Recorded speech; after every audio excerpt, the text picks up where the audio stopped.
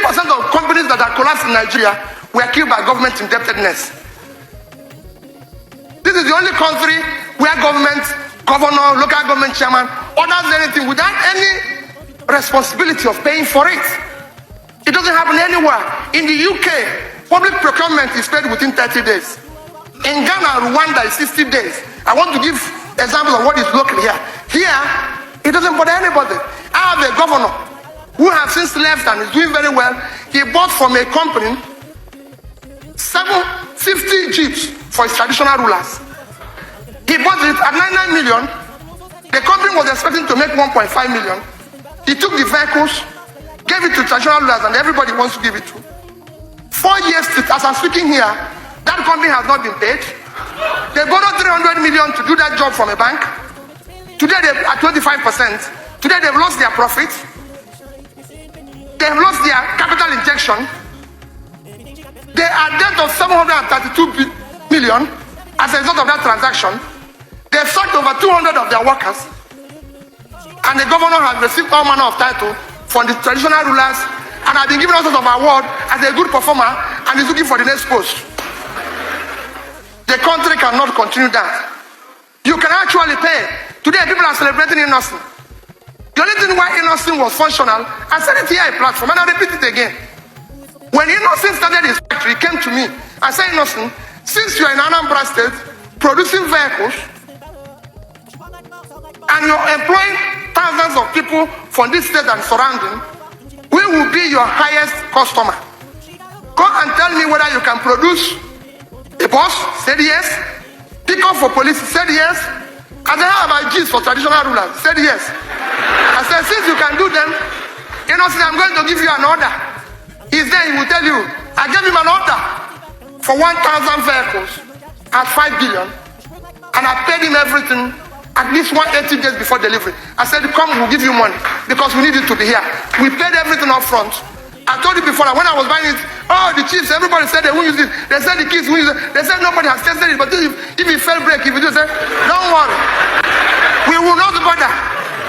No matter the number of people he killed, the ones who remain in Anambra. But we're going to buy the vehicle. That's how we bought the vehicle. As I speak to you today, not one of those vehicles has had a problem. The treasurers are losing it. Everybody is losing it. We did the same thing I told you about your stand. I went to him and said, you're a Nigerian company. We are going to buy this amount of computers from you. I can tell you what he told me. He said he doesn't deal with state government. I said, why? He said, payment. He said, I said, you stand.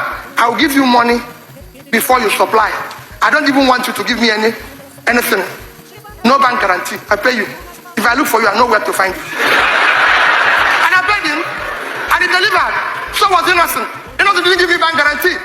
I can go on and on. Now that you've said we'll do made in Nigeria, I agree.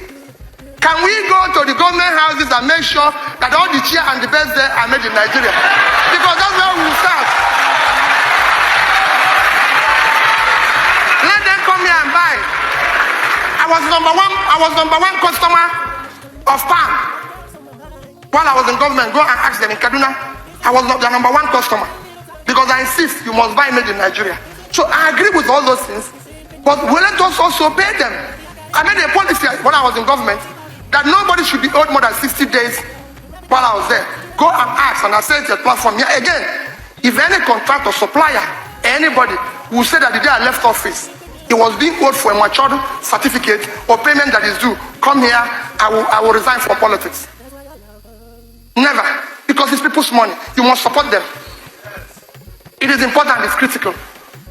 We've lost yesterday as a country.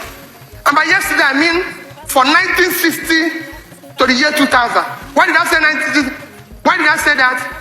Because that was wasted. Not that nothing happened. Something happened, but we lost it. In year 2000, Nigeria became a signatory. So I call it today, to what they call UN MDG goals. All of you are aware of it.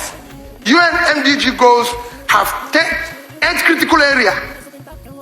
Nigeria became a signatory in the same year to Water is for Life. You people don't know, Nigeria is a signatory which says that if they don't provide you water, you can sue Nigeria. But that is, don't sue them, please. Because they will not sue. abroad and come home here and then throw away the papers in which they sign it. So for MDG allows in 2015. Nigeria as a country, though they made impact, they tried, some of the states tried, did not achieve any of the goals. In 2015, Nigeria became a signatory among the 193 countries that signed for Sustainable Development Goals that will end in 2030. So you will know why I'm talking about 2030. My appeal and demand of Nigerians today is, having lost yesterday and today, can we resolve that as a country, that universal global destination everybody is going, other countries are following, that includes everything you need for development, is there. You can go and read it, 17 points, includes everything. Can we resolve as a country and request the drivers of this nation to drive us along that destination? We don't want anything.